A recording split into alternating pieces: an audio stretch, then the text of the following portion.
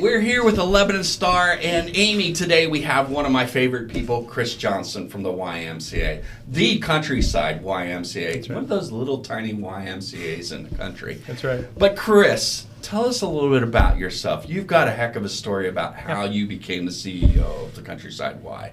So let's maybe start with that. Okay. Yeah, happy to. We moved here, my wife and I, Allison, and at the time, 2 kids, now we have 4 kids, moved here about 20 years ago. I was with GE at the time, and we were kind of moving every couple years. That was what we did.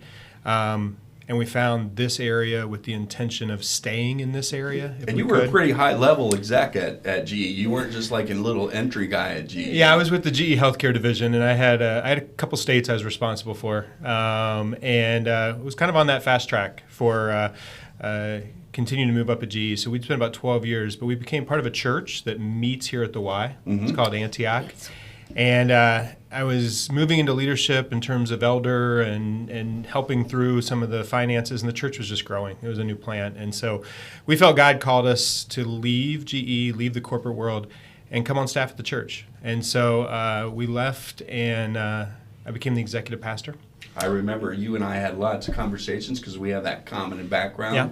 Wanted to jump into ministry from the business world, and I remember you making that jump. Yeah. And God bless that jump. He did. Yeah, it's always a challenge of you don't want all the Christians to leave the marketplace. Mm-hmm. And so at times you can feel like, am I exiting a ministry space by moving into vocational ministry space? And so that was a real challenge for a while, of praying through that as a family, praying through some of the financial changes, some of that. But we felt God just continue over and over. And one of my favorite parts of the story is right after we'd kind of pretty much made the decision to go to the church, I basically got a job offer in the corporate world that 3 months before that would have been my dream job. Like it was, hey, Chris, I want you to come start this. It's all ready for you. It's a blank sheet of paper. You'll be in charge. Go. And I tell people it was an easy no. And to me and Allison, my wife, that was our confirmation, and that 3 months ago, that would have been the dream job. The fact that it's an easy no now means this is what we're called to do. So we moved to Antioch full-time as executive pastor, and the church, it was the first Sunday we went to 2 services. One of the stories of Antioch is we meet at our Countryside YMCA.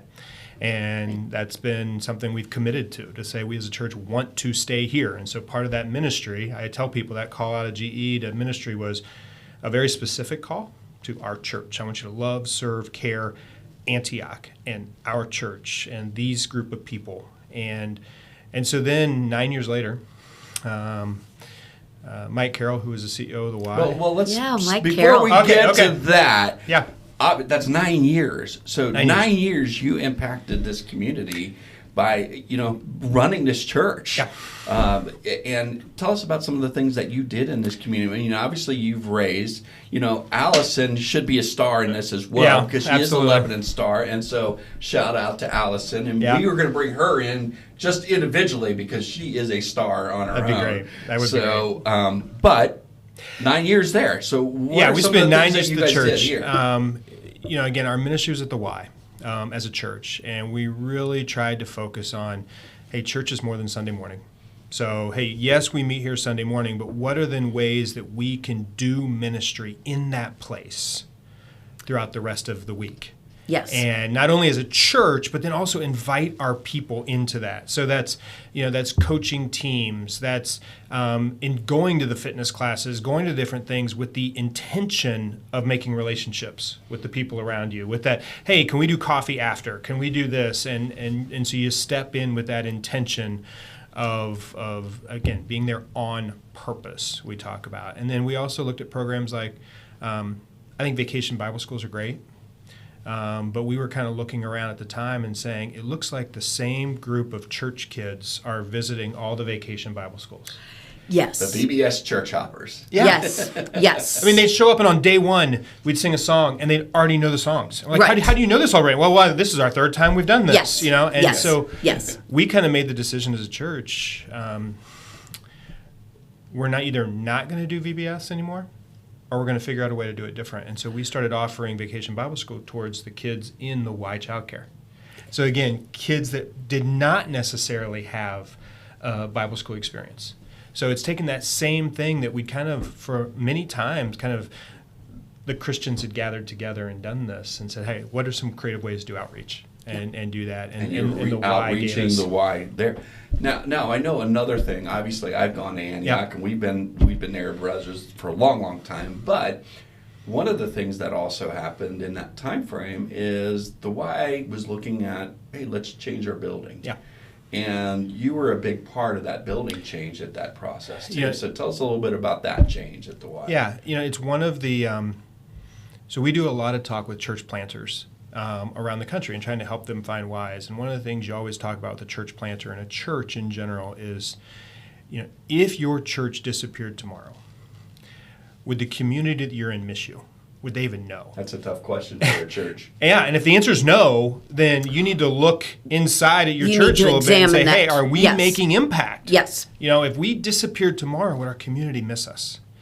And so there was this significant moment in the life of our church that we look at where Countryside YMCA, their board, made a decision that we need to do a renovation. The building was built in 1978. It was starting to show. So they were ready to invest in a significant renovation of the space. And they came to us at the church and said, we really want you to be able to stay. Like, you're an important part of our story and what we do. So we want you to stay. What would it take to make it easier for you to stay? And that was like, okay, there's that validation you're kind of looking for. That's powerful. Yeah, that's them saying, hey, we want you to stay. So how can we? So in that process, part of that renovation, the event center that's there today is built with a permanent stage. It has some of the lighting. It has some of the sound. It has some of the things that allows. We were in, what some people who know the Y would know is the turf gym. Mm-hmm. We were in the turf gym. We used the walking track, running track around as our balcony seating. And that's where we were before. But during that renovation, we were able to create a space that was better suited for the church. Yep. And it's also been better suited for the community. Again, this idea of how do we share. It's got an area that you can walk in and turn around and not have to be a member to enjoy. And Lebanon's grown quite a bit. At the time, this was mid-2010s, we were designing this and building it. It was hard to find a place in Lebanon if you had a group of more than 35 or 40 people. There really weren't options. Especially handicap accessible options for a gathering. And so, we've been blessed as a community to have more of those options today than we did then. But really, as soon as you got to 50 people, you had to kind of leave Lebanon to get you were traveling to another community. You were traveling to another community in order to do that. And so that was the other thing, the event center. Yes, it's church on Sunday morning, and yes, we hold some of the Bible studies and things like that the church does. But then it also, during COVID, it's where the Rotary meeting was. We do, Suicide Prevention Coalition. We do Safety Council. We do some of these other kind of community groups. Well, just as an example, National Day of Prayer held an incredible event for National Day of Prayer it's on a regular basis. And there's not a better place to hold that than the Y. And then it's also, we have different corporations have used it for team meetings and team events. We have, we've had retirement parties. We've actually had weddings and funerals. We've had some of those things. So being that community space. So it was a conversation that started with the Y saying, how does the church stay? And churches walk through this scenario. It's like, okay, we're renting a property. We're renting a facility. When are we going to grow to our own facility and building? And meantime, Antioch, which at a big time, as you in the director role, kind of steered and say, this is our ministry. We're here to minister and serve all the members that go to the Y and be light here. And so you're the director. You could have turned around and said, let's go build. Right. And your conversation was, let's stay here. Let's figure out how to do this together. Early on in the history of Antioch, there was a capital fund. We were waiting to someday be a real church. Mm-hmm. That was the mindset. Someday you'll go buy land, you'll build a building, you'll become a real church. And we talked to more and more people who were in that space in other churches, other communities. And then you sit around and you have brainstorm sessions of how are we going to get people to come to our building? Or now we have to maintain a building. Now we have to manage a building. And so by being a renter in a space, that allows us to put that much more of our resources into ministry. Absolutely. That allows us to be in a space where people are coming and going. Yeah. Again, we look at the Acts, the book of Acts in the Bible and say, how did Paul go about? He went to communities and he said, where are the people? And I'm going to go there and talk about Jesus. And we think if you come to Lebanon, Ohio, and you say, where are the people? One of the first places you're going to think of is Countryside YMCA. Wow. Right. And so then, well, that's a good place to go and talk about Jesus. And we laugh about the size of the Y, and it's an incredible blessing. There are many churches around the country that start out in Ys, and by God's grace they grow, and they very quickly outgrow the Y. They just outgrow the space. And so it's not that they don't want to stay, or they're not committed there's no to other that. alternative. They ran out. Yeah. And so then they do move, and we hope they keep ministry within the Y setting, but they physically have to move out Yes. just because they have to. And Countryside, because it's so large, we feel like, God blessed us with this space and then this relationship that developed between the church and the Y leaders. And then in the larger, the Y, the church, and the community to say, hey, we really can share a space. There's enough here for us to share well, grow well, and be able to do that. So in the middle of this session, you're helping here, you're turning around, you're impacting our community through the church, and then the conversations with the Y to turn around, and then let's talk about Mike Carroll. And a little bit of how Mike's another star, and we will have Mike on board sometime as well.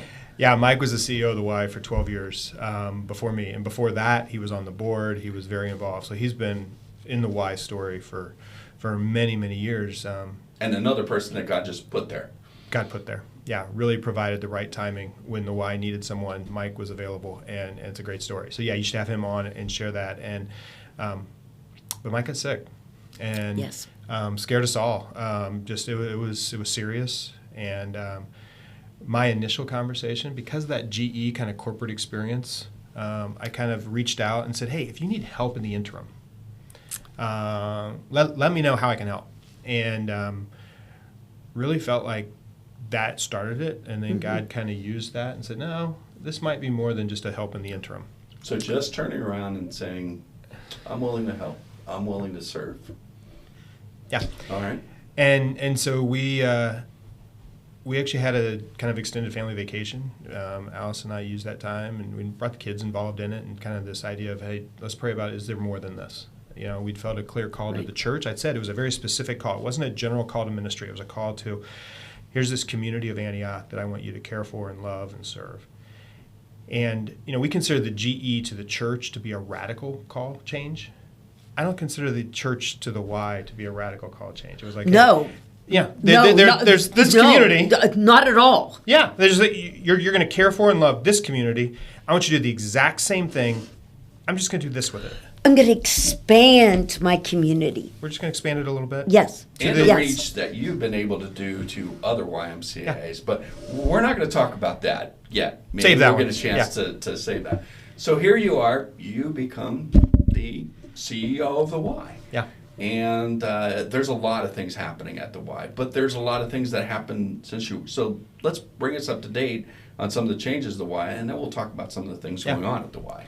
Yes, it's been 7 years now that I've been in that role. And, when I came on board, like I said, sometimes you come into situations that are crisis situations, and you come in, I've got to fix it quick. That was not the case. Our Y was incredibly well run. It was loved in the community. It was, so when I came in, my message to the staff was, hey, it's my job to merge well. You guys keep moving. I'm going to work hard to get up to speed and merge well. And then as I get up to speed, you'll start to feel me steer. But we don't have a quick fix we need to do or a radical change. Right. We were healthy financially. We were healthy in the community. But you did have some challenges because you did have, you were in a certain situation where staff how the employees are paid was a little bit of a challenge. Yeah. You had a building that was turning around and starting to dilapidate a little bit, turning around, and then you always got this wrench called COVID. That was thrown in the middle of it, where you can't meet in a public space. You definitely can't work out in a gym. I just kind of hit 2 years. I was just feeling pretty good. We're ready. Going back to my driving analogy, we're ready to put the accelerator down and go. I felt like we'd merged well. I felt like we'd hit some low-hanging fruit. I mean, there are always some things. You can come in, hey, new eyes on things, new direction. So we'd done some of that. And honestly, I thought we were ready to, okay, now we go. And then COVID hit. Yeah. I mean, we literally had the best January we'd ever had. We're in the middle of the best February, and people started going, we had our gala. We had an incredible gala. the first week of March, and we're looking around like no one's even talking about COVID really at that point. And the next week, we had the governor's wife at our childcare to roll out the Imagination Library. I had Fran DeWine, and I'm pushing as many kids into the picture as I can, all around her. And 4 days later, her husband shuts down the state. I'm thinking, oh my goodness, we how did this happen? But yeah, we were closed for about 60 days completely. And 60 days to an organization who thrives on people being there to have no people, that's a challenge. It's huge. Yeah. It's beyond huge. Yeah. I mean, we focused on a couple things. We were fortunate because of kind of the founders and the people that came before me. We had the finances where we could say, hey, our full-time staff, we can pay through this. So we did not have to furlough full-time staff. And you guys are, we were talking about this earlier, you are one of the largest employers in the city of Lebanon. It's not just one or two people. Yeah. You've got a large employee base. We're about 75, 80 full-time, but then when you add all the seasonal and everything, it gets up over 700 in a year that we employ. But we were able to take care of our full-time. We were able to be in emergency childcare. So for those people who are caring for us at hospitals and emergency and police and fire and all that, and so we were able to continue to do that. We talked as a staff. Let's make sure we reopen better than we close. Yeah. So what can we be doing in the meantime to be better? So, I mean, we did the painting projects. We did some of the cleaning projects. We did some of that. We also, though, were calling members, like especially our older adults. We had people, we were doing their Kroger runs for them. You had Y staff just, hey, call up, check on someone. Well, I'm getting a little short on food. Can we go get that for you? Right. Just doing Caring those kind for of this things. Community. Emergency childcare. I mean, the other one, we said we're going to open better than we closed. We also said we've been trying for years to tell people we're more than a gym and swim. Like, we're not just a fitness facility. Absolutely. And so here's our chance to prove it. We're not allowed to do gym and swim. We're not allowed to open that part of who we are. So who is the why? So in who the middle are of we? this got to come out. And let's do all the other things that we believe we do for this community.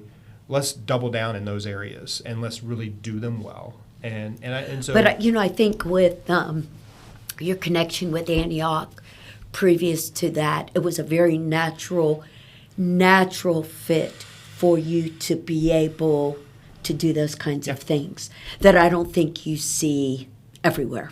Yeah. And I just really feel and I love hearing that about, and I don't think many people who are watching today really have an understanding of that component of what the Y was doing and actually continues to do to this day. Yeah. And we're going to talk about that in a second. We're going to talk about all the programs the Y does because there are so many things that, if you're out there, you may not have any clue. No. The only relationship you have is maybe that's where my kid goes to play soccer or maybe gymnastics. Right. And we'll talk about those in a second. Well, one of the things I want to jump back to a little bit, because if you've been watching this podcast so far and you've heard this, you might have a concern that was actually one of the main concerns when I took this role. And that was about that Antioch influence. It's like, okay, is Antioch, this one church, taking over the Y in our community? With Chris moving from the Antioch role into the church role. And, one of the things I'm proud of to say is, since I've been in this role, I feel like our partnerships and relationships with other churches have grown. Now, we're still very strong with Antioch. But things like Feed Nicaragua, which is churches throughout the community, led by the Presbyterian Church and the Methodist Church first, but then others have been invited to that. And the Kiwanis and Rotary programs. Kiwanis and Rotary closest. Joshua's Place is another many churches support. Yes. We do National Day of Prayer. We have relationships with other churches that have used our space. And so, I want to make sure we remind people, hey, there's not an exclusive. No. Antioch is the church that meets in our building. But we do a lot of community impact with various churches. Right. Because that's what we share. We share a love for, a concern for, a care for this community. Right. We share that biblical background of, hey, the reason we exist as a nonprofit, as a Christian-based organization, is to care for the community. And to ask those questions, what are the needs of the community? And then am I a part of meeting those? And sometimes the answer is no. Sometimes there are other people who are better suited to meet. It's like where are your resources? And there's so many resources out there that use that expertise of But you that. have to start with that question. What are the needs Right. and what's our role? And sometimes that's to be the lead. Sometimes, I mean, we do a great work with Safe on Main's an incredible organization. Yes. We just provide space. Yes. You guys do amazing work to care for women in those situations of Right. domestic abuse. We just provide a safe space. Yes. That's not our expertise. That's not our, but we can come alongside. Yes. And if I had to turn around and say, you know, to some extent, you guys are a little bit like an octopus.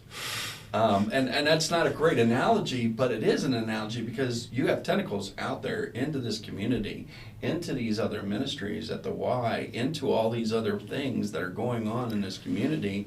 And it's not a bad analogy because most people don't see all those things. No, they all. and that's one reason why we wanted to bring you on is people really truly don't have a sense of all that is. Yeah. Yeah. And it's one of our challenges. I mean, it's one of, we talk about different challenges. We have an older building, you know, we have different things. As a nonprofit, there are challenges. One of our challenges is just the communication piece. Yeah. I mean, without a direct media market, Yeah. you know, that we don't necessarily have an easy vehicle to tell those stories. And then when we do tell stories, we have so many that it can become white noise. You know, it can just overwhelm people sometimes with all the different areas of impact. And so that's where we're trying, you know, the general message we kind of give to other, I'll say, well-meaning people, groups, organizations, churches out there is we want the answer to be yes. If you have a way to work with us or a question or something, we want to figure out how to say yes. Yeah. And it's just sometimes that's easy. Sometimes we got to work through some hurdles. Yeah. But the goal is to say yes to things that are good for this community. So let's talk about a little bit about the mission of the Y. Yeah. Tell us the mission of the Y.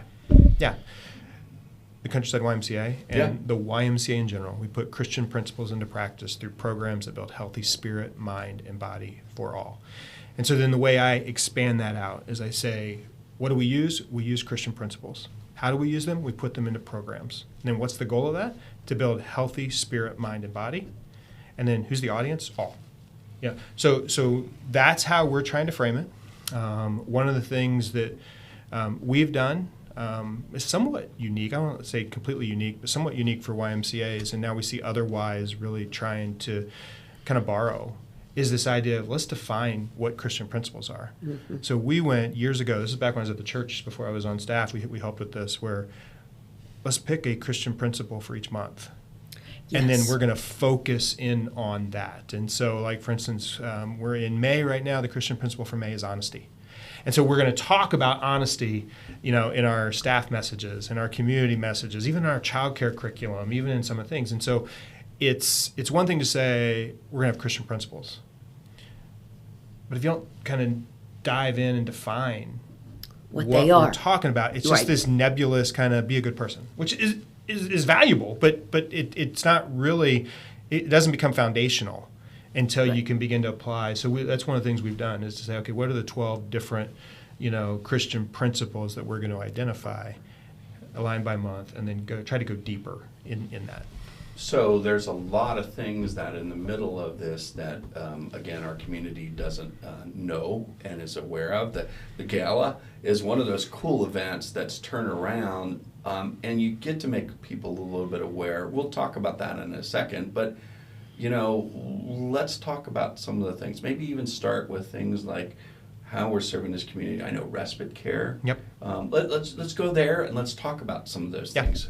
Yeah, so one of the important things, you mentioned the gala, the golf outing, those are our two primary fundraisers. Mm-hmm. And so one of the things a lot of people don't know about the Y is we are a 501c3 nonprofit. You know, so every dollar we make gets poured right back into the community. And it is an organization that you should consider in giving. I give. Yeah. For me, that it is something because it does impact the community. But it is an organization that you can get a tax benefit by turning around and doing that. And that is also sometimes important to turn around. And so I say that to open, because you mentioned the programs. Now, some Ys, like, they'll do the fundraising, and it's going to keeping the lights on, or it's going to, you know, building work, or it's going to some of that. And we don't do that. All of our fundraising, we don't put it into our operating budget. We put it directly into these different programs. that we offer to the community at either reduced charge or no charge. So let's talk about what A few are of some those, of yeah. things. So you mentioned respite. So for those families with a child with special needs, we do a night out. So we watch the kids. Right. We watch the siblings also. That's an important piece of that, because sometimes it's like, hey, yeah, we'll help you with the special needs child, but you got 2 other kids, so you're still not getting a night out or something. So it's this idea of, hey, we'll take on all the kids in the family. Which is a huge undertaking to do that. And usually how many people are usually attending this when that happens? Well, 25 or 30. Which is just huge. Yeah. And it's we're usually cutting that off. Yeah. Again, that's another place for volunteers if anyone wants to volunteer to come help with that. Because the other piece, there's those families. The other group we've kind of added to that list is kinship care.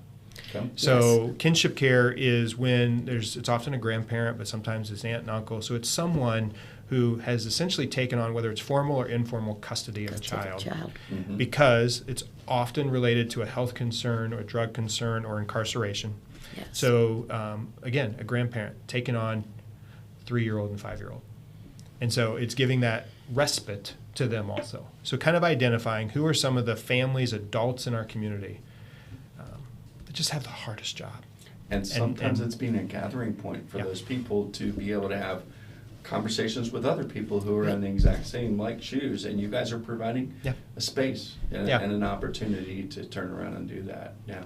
There's also childcare. So let's talk a little bit about that, because that's not something to pass over, because it's an important part of our community and a service that you guys offer here. Yeah, so we're actually the largest childcare provider in Warren County, and one of the larger in all of Southwest Ohio in terms of the number that we support. We support from 6 weeks old up through kindergarten for our base child care, and then we have before and after school care that goes up through 5th grade as well. And as a realtor, I know and hear those stories as people struggle. How am I going to take care of my kids? I got to work to try and figure this out. And the child care at the Y comes in as this unbelievable service to this community that I would beckon to say probably 70% have been through either child care camps at the YMCA, maybe even higher at this community. Yeah, and in our community, I mean, especially the infant and toddler, there aren't a lot of available places. Right. It really becomes, and one of the things that's happened in recent years as it relates to childcare is it used to be viewed very valid, but as a social service or an educational issue. And those were the only places that got talked about. It's now becoming a workforce and economic development issue, because like you said, people, it's like they want to work. They can't go work if they don't have a trusted, affordable place for their children. And so this idea that childcare, having an affordable, quality, trustworthy childcare is an economic development engine for a community is kind of a new way to talk. I mean, it's always been true. Yeah. It's a new way to talk today. People just don't understand it. They weren't recognizing it before, right. And now they are. And so seeing that that's an important part of what we offer. The before and after school care, same kind of thing for working parents, single parents who are working. This idea that there's a place after school that they can go participate. How big is that program now? How many people are coming to the after school programs, ballpark? Well, let's talk about childcare first. How many people roughly in childcare? So we have over 300 kids between our sites. So we do Little Miami, we actually do Clinton, Massey, we do here in Lebanon.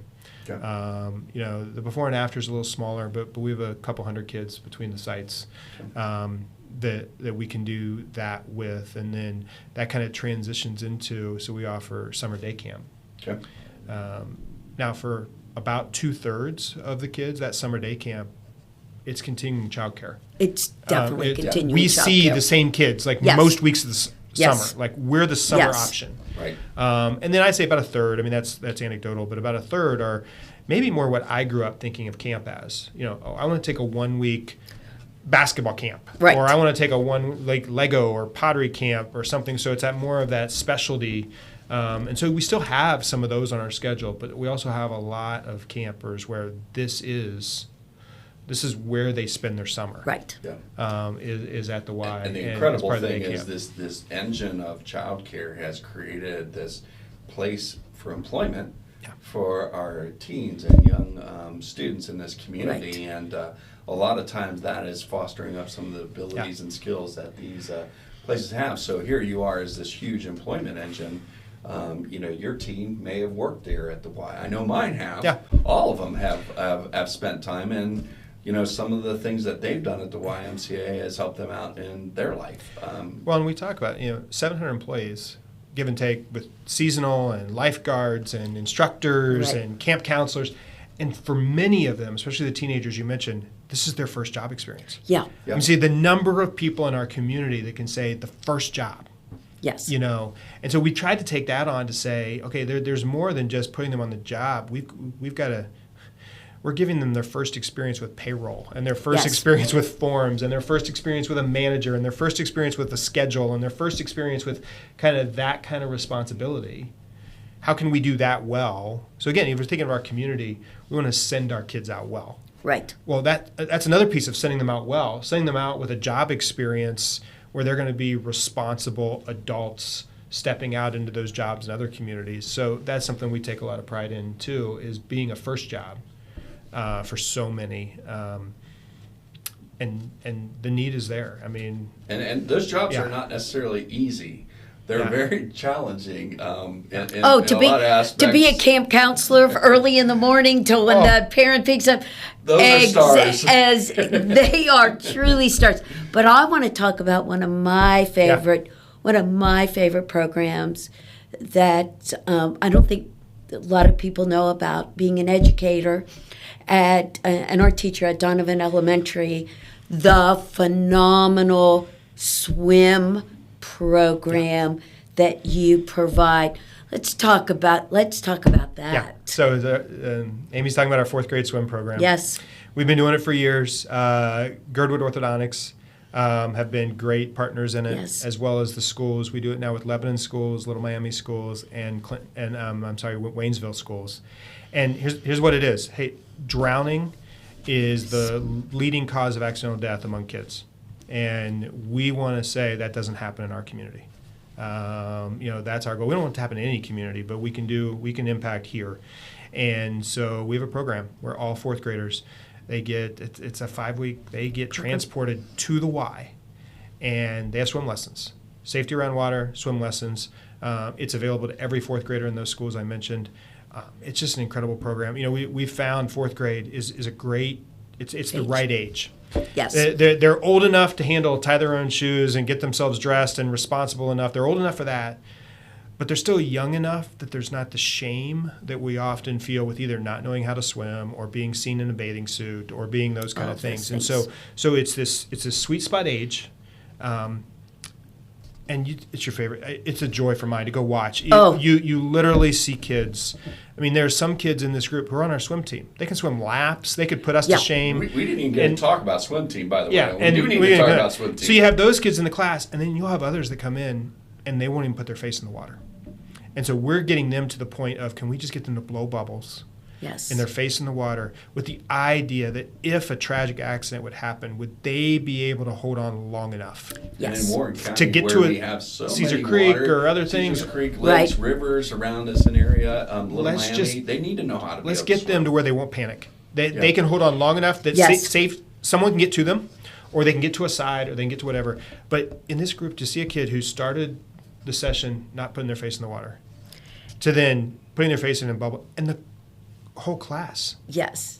Just loves it. And one of the things I love is the teachers. You have teachers, we hear this all the time. The first time they're told, you're going to take your kids up to, oh my goodness, we're going to load up on buses, we're going to do this, we're going to do that.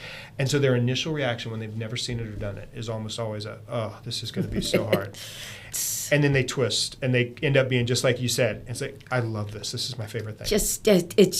I remember when I taught and all the kids would go, and it was just, and for some of these kids, maybe the only experience that they have. But I don't think it's just swim. It's all the opportunities that are there. Because, I obviously played racquetball there. We ran racquetball tournaments, but, we would have the high school students come in and they'd have no clue what racquetball is. We introduced them to the sport. And, I think the Y, they can get introduced into so many different things, whether it's the pool, whether it's gymnastics, whether it's soccer, whether it's archery, whether it's any of the events. And if we listed those events, it's way more than 8 tentacles from an octopus. I say one of my favorites to show people when we do tours is we have a pottery room. Yes. We have potter's wheels. We have kilns. Like you can do ceramics and pottery at our Y. We have a kitchen. You can take cooking classes and baking classes. We do fencing. There's just the variety. If you haven't been for a while, we invite you to come up. We'd love to show because, we have this image of, like I said, the gym and swim. You picture the basketball gym. You picture a pool. And maybe you picture the workout room. And those are the only 3 rooms you think of. And we have those, absolutely. And we have multiple of each. But we have so much more. Yeah, because you think about, for myself, those other rooms, the pottery rooms and the kitchen rooms and those kinds of things are things that I am attracted to. Those are the things that give me a lot of pleasure. And when we think about the well-rounded individual, we all have different things that we love. To know about those types of things, there's so much. If you're a parent that's out there watching this and your kid is on this device all day long, yes, get them up to the YMCA. Get them into something new, because there's a lot more adventurous things. There's a climbing wall. Yeah, there's pickleball. There's swim. There is so many different things that are out there. We talk to so many families. Maybe you've already figured out your thing. Hey, again, in your case, your thing's more on the art side, or your thing is, hey, I'm already in the climbing wall. Yep, we have those.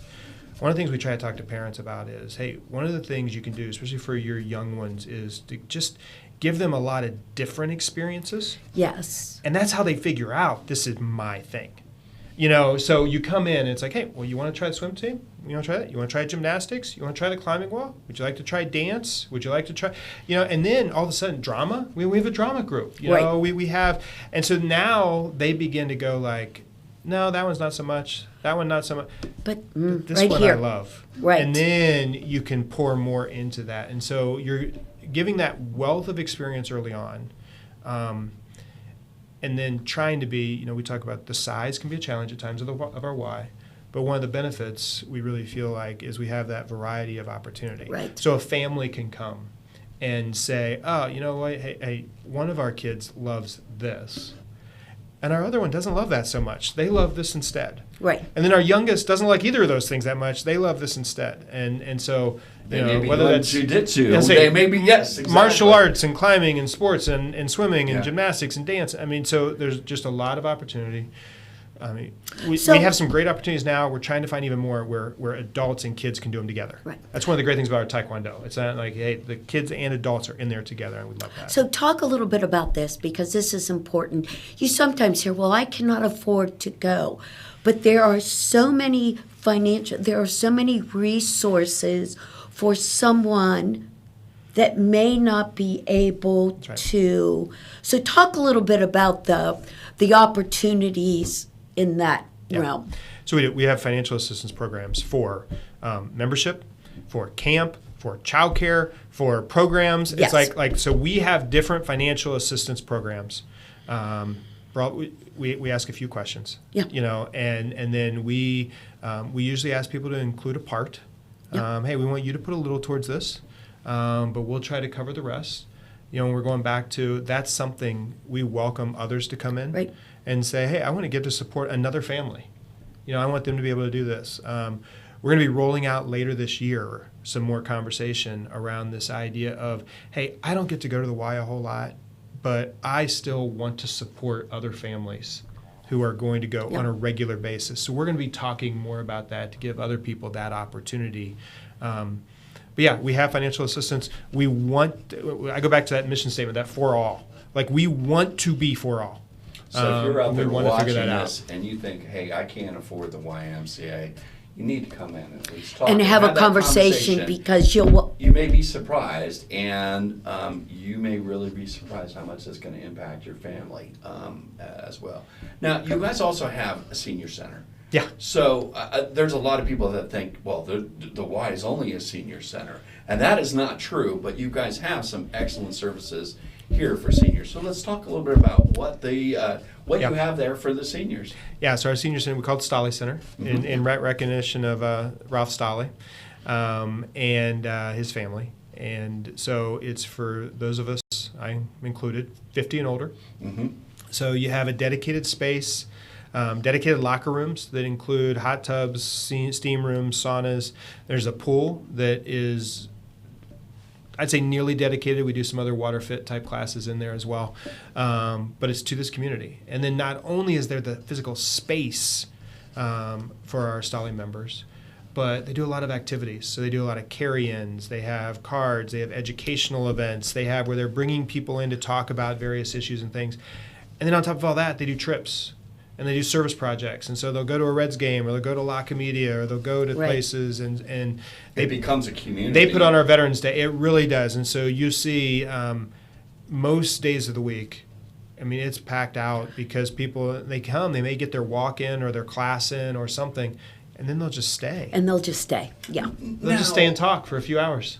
We don't just have that at this Y, because we also have something I'll let you share a little bit of this story, a little bit west of Lebanon. So let's talk about what's at Otterbein. Yeah, so out at Otterbein, we have the privilege of running their Life Enrichment Center, fitness area.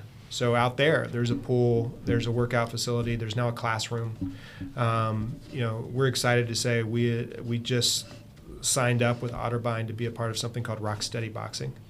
And so this is a Parkinson's specific program, and we're going to be rolling this out. Phenomenal. Yeah, we're getting trained up. We're getting ready right now, and so we're going to roll this out to the community. We'll have it at both the Otterbein's location, available to people who are not Otterbein residents. Wow! And then we'll have it at our main location here in Lebanon, and we'll also have it in Landon. Is the goal. But again, it's coming alongside Parkinson's. People with Parkinson's diagnosis. But yeah, we serve out at Otterbein for residents and their partners, their employees at that facility. And then this Rock Steady piece will open up to the larger community. Okay, one of my favorite programs that is very important, and the gala, the dollars are used. And by the way, I've served on the gala committee. And well, let's talk about the gala. Tell us a little bit about it, because many people may not know what the gala is. The gala. So the last few years, it's been the last Friday night of February. And we're targeting again. And the last few years, we've gone to a theme. And so this coming 2026 will be Masquerade. Yes. So you can start even now getting your costume figured out. But we did like a Diamonds and Denim this past year. We did a Grease theme. We've done a Roaring 20s. We've done a Hawaiian. So we have a lot of fun with it. So you can really hide in this one coming up as the Masquerade. Yeah, right? You can. And what's fun, and Amy will appreciate this as we've watched it over the years, is the first couple of years, the few of us that dressed up were a little bit in the minority, and now if you don't dress up, they're going to look at you as the weird one. Yes, yeah, absolutely. And it is always. Do we have any hints what you and Allison may dress up as? I'm not sure yet. We got a little while, but so it wouldn't be a Michigan fan, would it? No, that would be awful. It would not be. All right, just wanted to make sure. So this is our primary fundraiser, is our gala, and so we highlight a story or two. Yep. We do a silent auction, but we try to have fun. And many community leaders get to go to quite a few of these things, and so we try to make sure this is one that's fun. And a celebration. And so one of the programs, a part of the gala, again, one that's near and dear to my heart, is Veterans Connect. Yeah. If you could talk a little bit about that one, because the gala really, that's one of the one we really programs. Yes, yes, huge. So this goes back to one of our personal trainers, Mike Murray. So he was an employee at the Y. Same kind of thing you've heard me say over and over. Identified a need and said, can we be a part of that? And he just saw many veterans struggling with community, struggling with connection, just kind of living isolated, which is at risk, quite honestly, for especially those that served in combat, but all veterans. And so it started out as kind of a personal training. It's like, hey, come, we're going to work out together. We did that when we were in the military together. Yeah. We're going to come and we're going to do that together at the Y. Oh, and it's become so much more. So now, yes, there is some of that workout time, but they also bring in mental health coaches.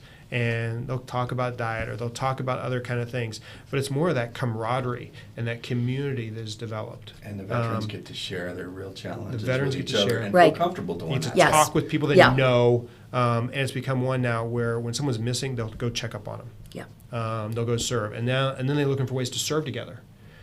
So they built bridges on our property, out on our nature trail. Or we had a situation, there was someone in the city of Lebanon that was just unable physically to keep up with her house. And it was becoming a problem with the city. And they called the Y and said, hey, we'll put our Vets Connect on it.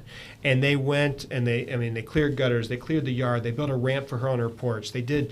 And it was almost like, whoa, as soon as we turned them loose on it, they were just, and so it's just been an incredible program. It's won awards nationally now.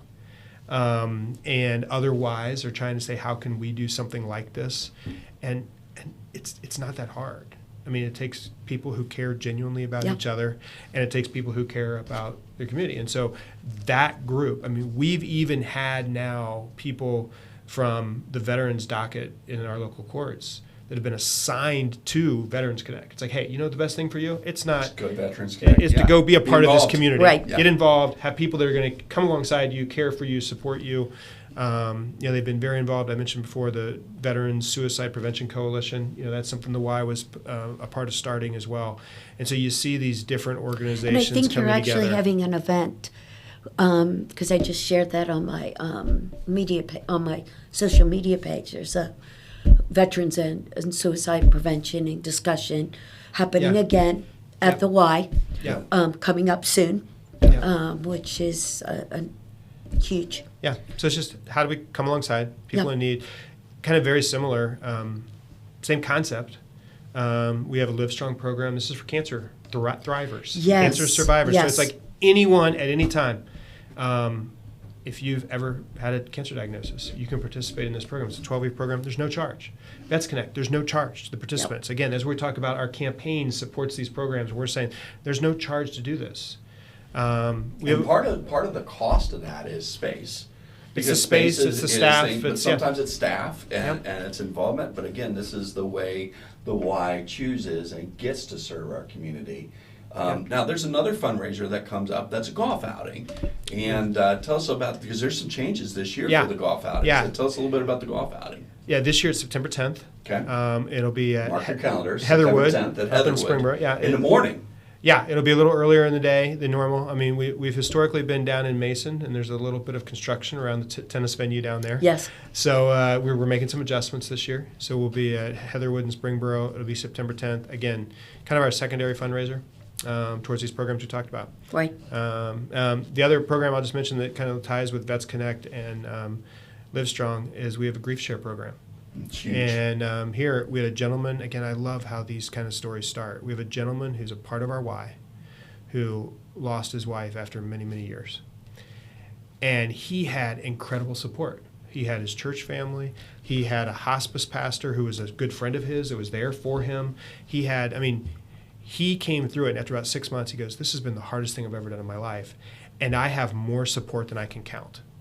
How in the world are people surviving this that don't have that support? And so that was, it was out of his appreciation for the support he had. Right. That he said, I need to make sure other people have just a little bit of this. And so they started. And I know people single-handedly who've gone out, we've encouraged them to go to that it's impacting their lives, which is just huge. They start up, and it's planned to be like an 8-week, we're going to go through this book.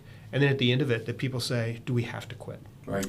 Can we please keep meeting? And so what we've done is we're just going to say, hey, the leaders are going to go start another group, but you're welcome to just stay. And so you see these programs that are growing organically, not because we sat in a strategic plan somewhere and said, you know what, we should have. No, it's when a member comes forward and says, I have this idea. But I think How do I that's start it? where great programs start, from the personal experience that drives them to connect with other people that what they've experienced. Those are the best. But none of that happens without a CEO Correct. of the Y who turns around and says, I've got a heart to serve this community.